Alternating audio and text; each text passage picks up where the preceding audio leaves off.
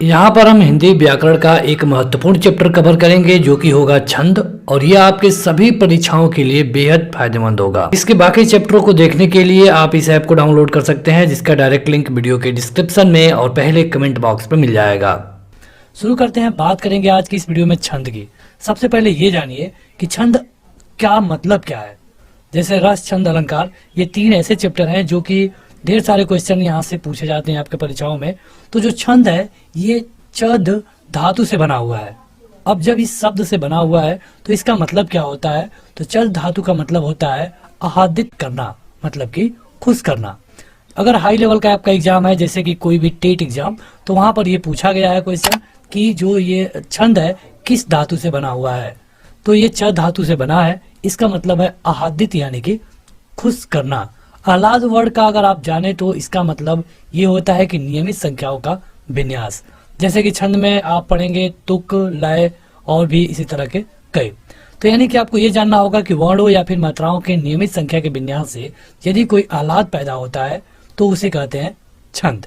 देखेंगे छंद के बारे में, तो छंद के कुल मिला के 7 अंग होते हैं, जिनको आप इस स्क्रीन पर देख पा रहे होंगे। यहाँ पे जो पहला है इसे कहते हैं चरण, या फिर पद कहा जाता है, या फिर कहीं कहीं पाद भी कहा जाता है। दूसरा होता है वर्ण, यानी कि मात्रा, वर्ण और मात्रा, संख्या और क्रम। तीसरा होता है गण, चौथा होता है गण, पांचवा होता है गति, और छठवां होता है यति, यानी कि विराम, मतलब कि कुछ समय के लिए रुकना, और सातवां होता है तुक, मतलब कि तुकबंदी। तो छंद के कुल मिला के 7 अंग होते हैं। अभी आगे हम इन सबके बारे में डिटेल में पढ़ेंगे। आगे बढ़ते हैं तो सबसे पहले देखिए, शुरू करते हैं एक एक से। पहला चरण, पद या फिर पाद। तो इसका मतलब ये होता है कि अक्सर कई छंदों में कुल मिला के 4 भाग होते हैं, जिनमें से प्रत्येक को चरण कहते हैं। जैसे कि अगर आप दोहा को ही ले लें तो उसमें 4 चरण होते हैं। जैसे कि यहाँ पे पहला होगा, यहाँ दूसरा, यहाँ तीसरा, यहाँ चौथा। तो ये 4 चरण होते हैं। अगर इसमें से इसकी बात करें तो इसको चतुर्थ कहेंगे, इसको तृतीय कहेंगे, इसको दूसरा कहेंगे। तो ऐसा नहीं है कि सब में इसी तरह की कंडीशन होगी, ये कुछ खास चरणों में ही होता है। जैसे कि आप दोहा देखेंगे, सोठा देखेंगे, तो इनमें 4 चरण होते हैं। प्रत्येक पंक्ति को दल कहते हैं। जैसे कि अगर पहले और दूसरे को जोड़ लिया जाए तो इन दोनों को मिला करके दल कहते हैं। हिंदी में कुछ ऐसे छंद है जहाँ पे 6 पंक्तियां यानी कि दल लिखे जाते हैं, और ऐसे छंद जो 2 छंदों के योग से बनते हैं उनको भी इसमें आपको देखने को मिलेगा। जैसे आप दोहा अलग पढ़ेंगे, रोला को अलग पढ़ेंगे, लेकिन अगर दोहा और रोला दोनों को ऐड कर दिया जाए तो इससे बनती है कुंडलिया। और उसी तरह छप्पे बनाने के लिए आपको रोला और उलाला को मिलाना पड़ता है। अभी तो आपने देखा चरण के बारे में, तो चरण भी 2 तरह का होगा। एक होगा सम चरण और दूसरा होगा विषम चरण। सम चरण का मतलब कि दूसरा और चौथा, विषम चरण का मतलब कि पहला और तीसरा। अब बात करते हैं वर्ण और मात्रा के बारे में। तो वर्ण का मतलब होता है अक्षर, तो चाहे यह अक्षर ह्रस्व भी हो सकती है या फिर दीर्घ। आपने वर्णमाला में ये पढ़ लिया होगा, अगर आपने नहीं पढ़ा है तो वर्णमाला वाली वीडियो जाके आप देख सकते हैं। जिस ध्वनि में अगर कोई भी स्वर नहीं होगा, जैसे कि हलंत शब्द में चाहे राजन शब्द में न में संयुक्ताक्षर का प्रयोग हुआ है, जैसे कि कृष्ण में स्व आधा है तो उसे वर्ण नहीं माना जाएगा। मतलब जहां पर आधा होगा उसे पूरा वर्ण नहीं माना जाएगा। वर्ण खास करके 2 तरह के, नहीं तो कहीं कहीं आपको 3 तरह के भी देखने को मिलेगा। छंद की बात करें तो छंद में आपको वर्ण 2 ही तरह का मिलेगा। पहला ह्रस्व स्वर, जिनके उच्चारण में कम समय लगता हो। दूसरा होता है दीर्घ स्वर, जिनके उच्चारण में ह्रस्व से ज्यादा समय लगता हो। ह्रस्व मतलब कि अ, ई, उ, रे, इस तरह। और दीर्घ का मतलब कि आ, बड़ी ई, बड़ा उ, ए, आए, ओ और औ। इनसे जो मात्राएं बन सकती हैं, जो उदाहरण बन सकते हैं, यहाँ पे आप उनको देख सकते हैं। आगे बढ़ते हैं, लेकिन बता दें कि अगर आप इसे लाइन बाय लाइन पढ़ना चाहते हैं, जैसे कि यहाँ पे आपको दिख रहा होगा, तो इस वीडियो को देखने के बाद ऐप पे जाइए। ऐप पे जाके आप उसे लाइन बाय लाइन पढ़ सकते हैं कभी भी। मात्रा की बात करें तो मात्रा का मतलब ये होता है कि जब हम किसी ध्वनि या फिर वर्ण का उच्चारण करते हैं तो उस दौरान को हम क्या कहते हैं, मात्रा। ह्रस्व के उच्चारण में हमने आपको बताया कि जो समय लगता है वह दीर्घ से आधा लगता है। मतलब कि ह्रस्व में कम लगेगा, दीर्घ का आप उच्चारण करेंगे तो ज्यादा टाइम लगेगा। ह्रस्व में अभी आपने देखा अ, ई, उ और री, और दीर्घ मतलब कि आ, बड़ी ई, बड़ा उ, ए, आए, ओ और औ। अब देखते हैं लघु और गुरु वर्ग के वर्ण के बारे में। यहाँ पे देखिए कुछ ऐसे चिन्ह आएंगे जो कि आपको उनको लघु में काउंट करना होगा, कुछ ऐसे होंगे जिनको गुरु में, जैसे अगर लघु की बात करें तो इसमें अ, ई, उ और री, लघु मतलब कि छोटा, और अगर गुरु वाला आएगा तो इसमें आपको इस तरह देखने को मिलेगा। इसका पता आपको वीडियो के आगे चलेगा कि इसकी क्या जरूरत पड़ने वाली है। जैसे कि अगर गुरु वर्ड में आप देखेंगे तो इस तरह है, जैसे कि जो बड़ी मात्राएं वाली है दीर्घ वाली वो गुरु वाले में काउंट किए जाएंगे। आगे बढ़ते हैं तो अगला है कि छंद में संख्या और क्रम, तो इसका भी बहुत बड़ा रोल है। यहाँ पे कितनी संख्या है, इसका क्रम क्या है, ये भी आपको देखना पड़ता है। यहाँ पे अगर आपको बता दें गणों के बारे में तो ये कुल मिला के 8 गण होते हैं। कई बार परीक्षाओं में पूछा गया है कि हिंदी ग्रामर में कितने गण होते हैं, तो ये होते हैं 8 गण। अगर इनको आप 60 भाषा में मतलब 60 में याद रखना चाहें तो ये है या माता राज भान सलगा, या माता राज भान सलगा, ये आप 60 में याद रख सकते हैं। लेकिन अगर आपको विस्तार में चाहिए तो पहला होता है यगड़, मगड़, तगड़, रगड़, जगड़, भगड़, नगड़ और सगड़। 60 में याद रखिए या माता राज भान सलगा। तो हिंदी में 8 गण होते हैं, ये आपको पूरी अच्छी तरीके से याद कर लेना है। जैसे कि अगर हम य माता के बारे में देखें, य माता, तो यहाँ पे आप देखेंगे कि य में कितनी मात्राएं हैं, तो ये ह्रस्व में आएगा। जब ह्रस्व में आएगा तो इसमें आपको 1 मात्रा काउंट करना है। 1 मात्रा के लिए आपको इस तरह लिखना होगा, ठीक। जहाँ पे 2 मात्राएं आएंगी, गुरु वर्ड होगा, वहां पे आपको इस तरह लिखना होगा। जैसे माता में आ का मात्रा है, तो आ हमने आपको कहाँ बताया था, दीर्घ वाले में, मतलब गुरु मतलब कि बड़ा। तो यहाँ पे देखिए, यहाँ पे ये बनाया गया है, मतलब कि 2 काउंट किया गया है। उसी तरह ता में भी 2 होगा, यानी कि यह माता में आप इस तरह इसको काउंट करेंगे। अब देखते हैं छंद में गति। तो मतलब छंद की गति ये होती है कि पढ़ने में जो हम लय रखते हैं, कोई भी चीज, अगर छंद का कोई वैसा छंद है उसे आप पढ़ेंगे लय से, तब वो अच्छा लगेगा। ऐसा नहीं है कि आप किसी भी लय में पढ़ें। तो जो लय या फिर प्रवाह होता है उसे कहा जाता है गति। हर छंद का पढ़ने का अलग अलग तरीका है। जैसे कि अगर आप चौपाई, अरिल और पद्धति की बात करें तो इन तीनों छंदों में 16-16 मात्राएं होती हैं। गति के भेद से ये छंद भिन्न हो जाएंगे, लेकिन मात्राएं इनमें अलग अलग होती हैं। यहाँ पे आपको ये भी जानना होगा कि मात्रिक छंदों के निर्दोष प्रयोग के लिए गति का परिज्ञान अत्यंत आवश्यक है। मतलब कि गति के बारे में आपको जानना बहुत जरूरी है।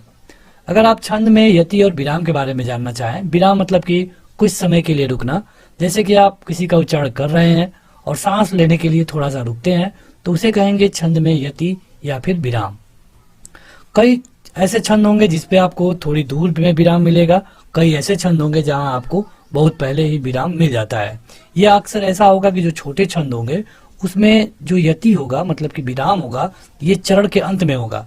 चरण कहने का मतलब क्या है, जैसे कि यहाँ पे पहला, यहाँ विराम, दूसरा, तो यहाँ पे ये जो एक है इसको चरण कहा जाता है, ठीक।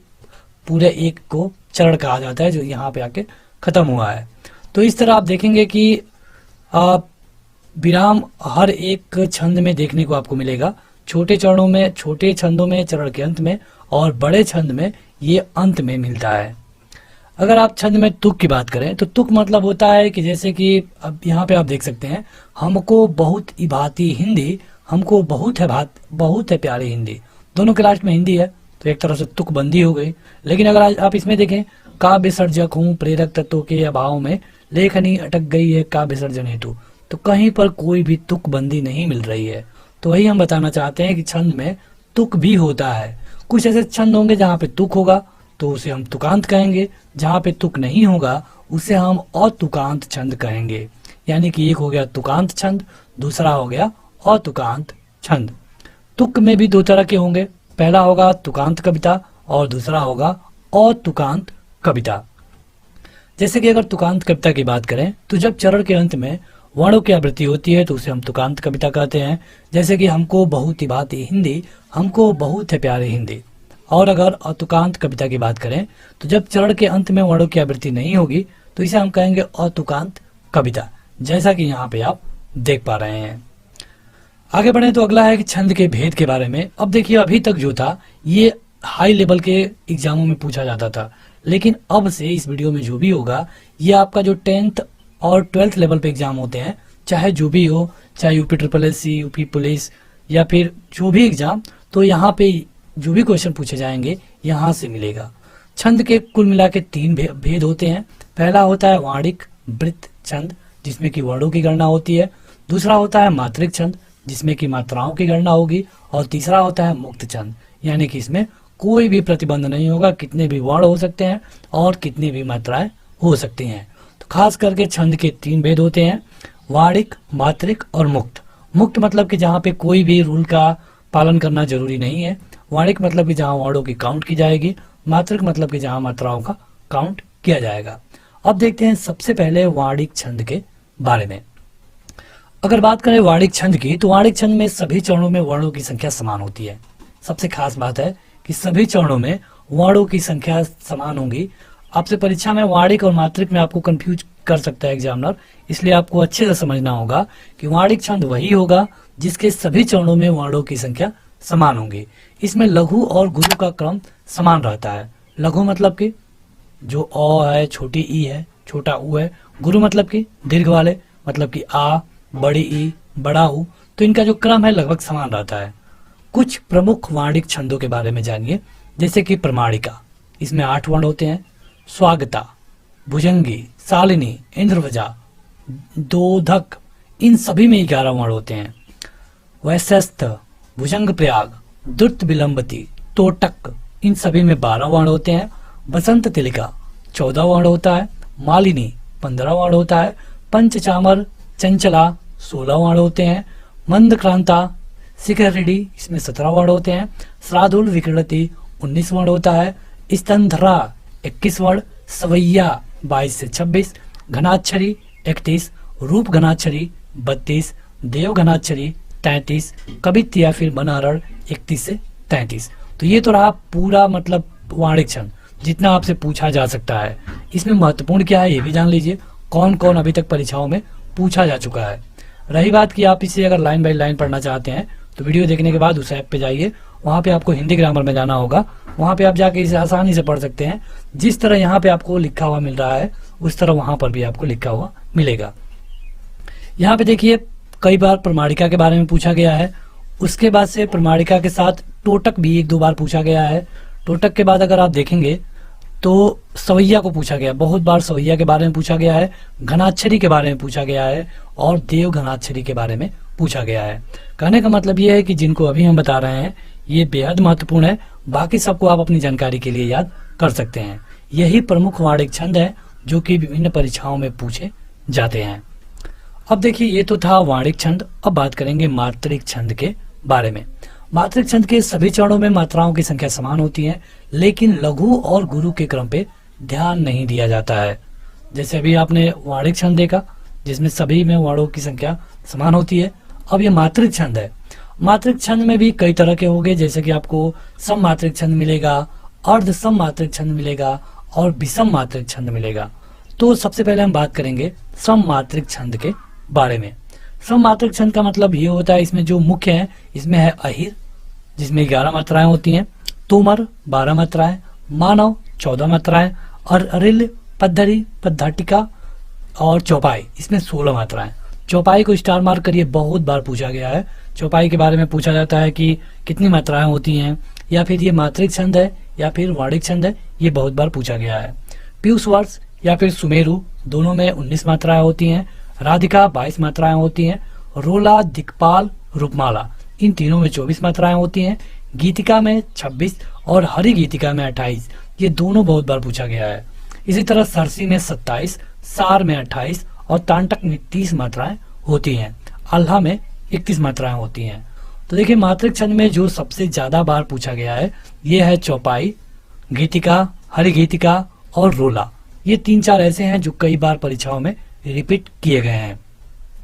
ये तो था मात्रिक छंद के अंतर्गत पहला सम मात्रिक छंद।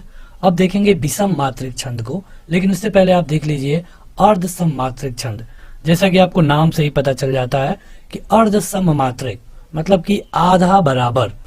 इसमें आता है बरवय, जैसे कि इसमें विषम चरण में 12 मात्राएं होंगी और सम चरण में 7। विषम कहने का क्या मतलब है, तो पहला और तीसरा।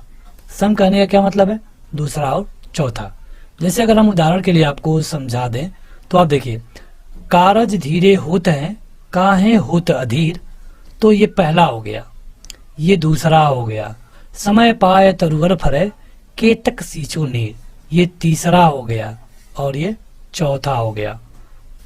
ठीक, तो यहाँ पे अब पहले और तीसरे की बात की जाएगी। कारज धीरे होता है समय पार तरुवर फरे, तो इन्हें आप देखेंगे कि विषम चरण कहा गया है। लेकिन अगर इस दूसरे और चौथे की बात करें तो इनको सम चरण कहा गया है। तो जो बरवय होता है इसके विषम चरण में 12-12 मात्राएं होती हैं और सम चरण में 7 मात्राएं होती हैं। उदाहरण देते हैं दोहा पे, तो दोहा के विषम चरण में 13-13 मात्राएं और सम चरण में 11-11 मात्राएं। देखिए विषम में था 13 और सम में था 11, यानी कि पहले और तीसरे में 13-13, दूसरे और चौथे में 11-11 मात्राएं होनी चाहिए। अगर ऐसा होता है तभी हम कहेंगे कि ये दोहा है, नहीं तो ये दोहा नहीं है। आप काउंट कर सकते हैं, ये दीर्घ वाला है, इसका 2 होगा, 2 1 3 4 और इसका 2 होगा। देखिए यहाँ पे 2 को यस लिखना है, फिर से इस पे 1 मात्रा है, यहाँ पर भी 2 होगा, यहाँ पर भी 2 होगा, यहाँ पे कोई मात्रा नहीं है 1 होगा और यहाँ पर भी 2 होगा। काउंट करिए 2 3 4 5 2 7 2 9 और 9 2 11 और 2 13, 13 हो गया ना। अब देखिए तीसरे वाले में काउंट करिए 1 1 1 3 हो गया, इसमें 2 होगा क्योंकि आ का मंत्रा है, तो 3 2 5 और इसमें 1 होगा 6, इसमें 1 होगा 7, इसमें 1 होगा 8 क्योंकि छोटा मंत्रा है, इसमें 1 होगा 9 10 11 और इसमें 2 होगा क्योंकि आ का मंत्रा है, तो ये भी हो गया 13। यानी कि दोहा तभी हम उसको कहेंगे जब उसके पहले मतलब कि इसमें तीसरे मतलब कि इसमें 13-13 मात्राएं हो, 13 से 1 कम नहीं, 13 से 1 ज्यादा नहीं। अब बात करते हैं इसके दूसरे और चौथे चरण में। दूसरे और चौथे चरण को क्या कहते हैं? सम मात्रिक, सम कहते हैं, सम चरण कहते हैं। तो इन सम चरणों में देखेंगे तो इसमें 11-11 होना चाहिए। जैसे कि इसमें 2 होगा, इसमें भी 2 होगा, यहाँ पे देखिए 2 2, यहाँ पर भी 2 होगा, यहाँ पर 1 होगा, यहाँ पर 1 होगा, यहाँ पे 2 होगा और यहाँ पे 1 होगा। तो 3 4 5 6 7 8 9 10 11, यहाँ पे 11 हो गया। यानी कि यही फार्मूला आपको हर जगह लगाना है, इसलिए हम दोहा पे थोड़ा विस्तार से आपको बता दिए। तो दोहा के विषम चरण में 13-13, सम में 11-11 मात्राएं होती हैं। बात करें सोठा की, तो सोठा में बिल्कुल दोहा का उल्टा होता है। मतलब कि क्या होगा, तो सोठा की अगर बात की जाएगी तो यहाँ पे लिख देते हैं। तो सोठा में होगा विषम में 11-11 और सम में हो जाएगा 13-13। ठीक है, तो ये होगा सोठा में। सोठा दोहा का उल्टा होता है, बहुत बार परीक्षाओं में ये क्वेश्चन पूछा गया है। अब बात करते हैं उलाला का। तो उलाला के विषम में होता है 15 और सम में होता है 13। मात्राओं की काउंटिंग कैसे करनी है अभी हमने आपको बता दिया है। अब देखेंगे विषम मात्रिक छंद के बारे में। जैसे कि विषम मात्रिक छंद में कोई रूल नहीं है, यहाँ पे 2 पदों को जोड़ करके विषम मात्रिक छंद बनाया जाता है। जैसे कि दोहा और रोला को जोड़ दिया जाए तो बन जाएंगी कुंडलियां। रेमन की कुंडलियां आपने पढ़ा होगा, तो ये दोहा और रोला को जोड़कर बनाई जाती हैं। उसमें आप देखेंगे तो शुरू की लाइन अंत वाली लाइन से हमेशा मिलती है। उसी तरह जो छप्पा है ये रोला और उलाला को मिलकर बनाया जाता है। परीक्षा में पूछा कैसे जाएगा, तो पूछा जाता है कि कुंडलियां किनके किनके मिलाने से बनती हैं। आप समझ जाएगा दोहा सोठा, दोहा रोला, रोला उलाला, दोहा और रोला। तो इस तरह आपको वहां पे उत्तर बताना होता है। तो यहाँ पे आपने देख लिया दोहा के बारे में, जैसे कि हमने आपको पूरे अच्छे तरीके से काउंट करके बता दिया। जहां पर भी मात्राओं का काउंट करना होगा इसी तरह मात्राओं का काउंट होगा। अगर आपको कहीं पर भी कोई कंफ्यूजन है तो आप वीडियो के कमेंट बॉक्स में कमेंट कर पाएंगे। कमेंट बॉक्स में, लाइव चैट बॉक्स में नहीं, कमेंट बॉक्स में आपको कमेंट करना होगा। और आप इस वीडियो को देखने के साथ इसको जरूर पढ़ें, उसके लिए आपको ऐप पे जाके इसको पढ़ सकते हैं। बढ़ते हैं आगे। आपने दोहा देख लिया, जो ज्यादा पूछे जाते हैं परीक्षाओं में उनको हम यहाँ पे कवर कर लेंगे। दोहा के बाद आता है सोठा, जो कि बेहद महत्वपूर्ण है। जैसा कि हमने आपको बताया कि जो सोठा होता है ये दोहा का उल्टा होता है। इसके तीसरे और पहले में 11-11 और दूसरे और चौथे में 13-13 मात्राएं होती हैं। आप देखेंगे कि बिल्कुल उल्टा है उसका। यह है कहे जुपावे कौन, विद्या धन उद्यम बिना, जो पंख की पौन, बिना डुलाए ना मिले। तो ये एक सोठा है। सोठा दोहा का उल्टा होता है, ये आपको नहीं बोलना है। काउंट करना चाहे तो काउंट कर सकते हैं। इसका 1, इसमें 2, इसमें 1, इसमें 2, इसमें फिर 2, इसमें फिर 2 और इसमें 1। काउंट करिए 2 1 3 2 5 2 7 और 7 1 8 8 2 11 8 2 10 और 10 1 11 11 हो गया यहाँ मात्रा। इसको जोड़ेंगे तो 13 हो जाएगा। आप खुद जोड़ सकते हैं। वीडियो ज़्यादा बड़ी ना हो इसलिए हम इसको जल्दी कवर करेंगे। अब देखते हैं रोला के बारे में। तो रोला एक मात्रिक छंद होता है। रोला में ये होता है कि इसमें जो 4 चरण देखे जाते हैं और 4 चरण के प्रत्येक चरण में 13 और 11 और 13 के क्रम में 24 मात्राएं होती हैं। मतलब कि यहाँ से और यहाँ तक मात्राएं होंगी 24, टोटल की बात कर रहे हैं। लेकिन पहले विराम तक 11 होंगे और विराम के बाद लास्ट में ये होगा 13। जैसे नीलांबर परिधान हरित पट है सुंदर, हरित पट पर सुंदर है, सूर्य चंद्र युग मुकट मेखला रत्नाकर है, नदिया प्रेम प्रवाह फूल तारे मंडन है, बंदी जनखग वृंद शेष फन सिंहासन है। तो यह है एक रोला। रोला में आपको याद रखना है कि 4 लाइनें होती हैं, मतलब 4 चरण होता है। 4 चरण में सब में 24-24 मात्राएं होती हैं और पहले चरण में मतलब कि यहाँ पे आपको 11 देखने को मिलेगा, बाद में 13 होता है और इसके अंत में 2 गुरु और 2 लघु जरूर होते हैं। 2 गुरु मतलब कि बड़ा वाला मात्रा, लघु मतलब कि छोटा वाला मात्रा। तो यहाँ पे जो उदाहरण लिया गया है आप इसे भी थोड़ा बहुत याद रखिए। अगर आप जाके पढ़ेंगे तभी आपको ज़्यादा याद रहेगा, क्योंकि परीक्षाओं में कई बार पूछा जाता है कि यहाँ पे एक उदाहरण दिया गया है, बताइए कि ये क्या है। तो अगर आपको इसका रूल याद रहेगा कि 11 और 13 कुल मिला के 24 होता है तब आप बता पाएंगे, और नहीं तो आपको उदाहरण अगर याद है तब भी आप बता सकते हैं। अगला है चौपाई। तो चौपाई यह एक मात्रिक छंद होता है। इसमें भी 4 चरण होते हैं और इसके हर चरण में 16 मात्राएं होती हैं। चरण के अंत में गुरु और लघु नहीं होता है, लेकिन 2 गुरु और 2 लघु हो सकते हैं। मतलब कि जरूरी नहीं है कि होगा ही, लेकिन हो सकते हैं। यहाँ पे एक उदाहरण दिया गया है लेकिन ये आधा ही है। ये विधि राम सबई समझावा, गुरु पद पदम हर्ष सिर नावा। आगे बढ़ते हैं, देखेंगे और भी उदाहरणों को, लेकिन उससे पहले देखिए कुंडलियां। कुंडलिया के बारे में हमने आपको बताया कि यह विषम मात्रिक छंद होता है।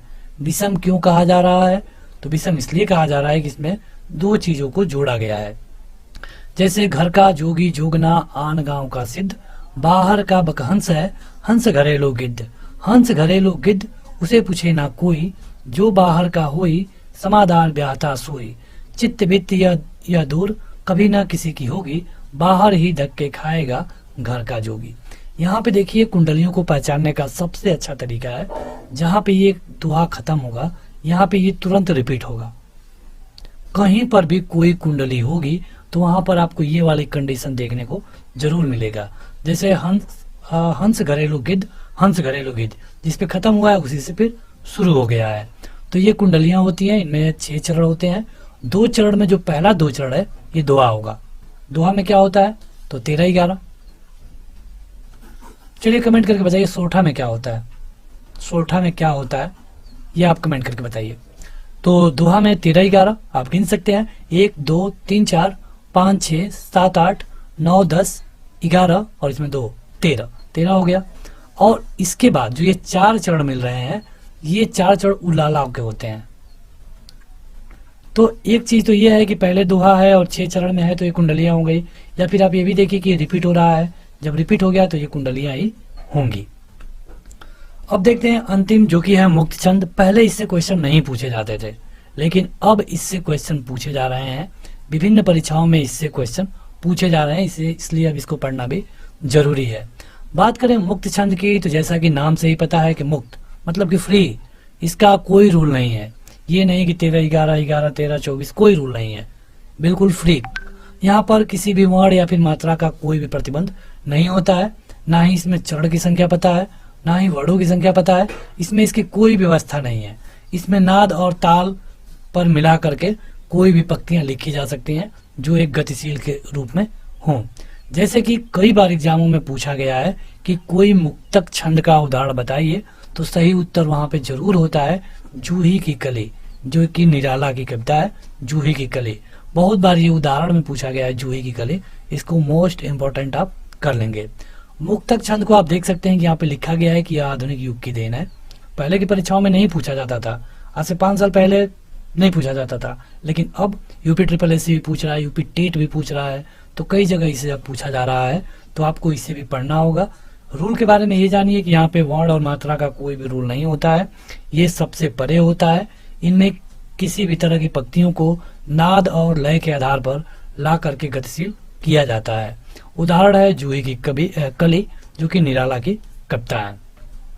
जैसे कि वह आता दो टूक कलेजे के करता पछताता, पथ पर आता पेट पीठ दोनों मिलकर है एक, चल रहा लकुटिया टेक, मुट्ठी भर दाने को भूख मिटाने को, मुंह फटी पुरानी झोली का फैलाता, दो टूक कलेजे करता पछताता पथ पर आता। हो सकता है ये आपने कहीं पढ़ा हो हिंदी के बुक में। तो ये मुक्तक छंद का उदाहरण है, जहाँ पे कोई पता नहीं कि कितने वर्ण हैं, कितने मात्रा है, इसका कोई भी मतलब नहीं होता है। तो बस आज के इस वीडियो में इतना ही। इस वीडियो को लाइक करने के साथ उस ऐप को जरूर डाउनलोड करें, जहाँ पे आप इसे पढ़ सकते हैं लाइन बाय लाइन। वहाँ पे आपको बिना बुक के आप पूरी हिंदी की तैयारी कर पाएंगे। तो आज के इस वीडियो में इतना ही। इस वीडियो को लाइक करिए, ऐप को डाउनलोड करने के साथ कमेंट करके बताइए कि आपको ये वीडियो कैसी लगी। आज की इस वीडियो में इतना ही। Thank you.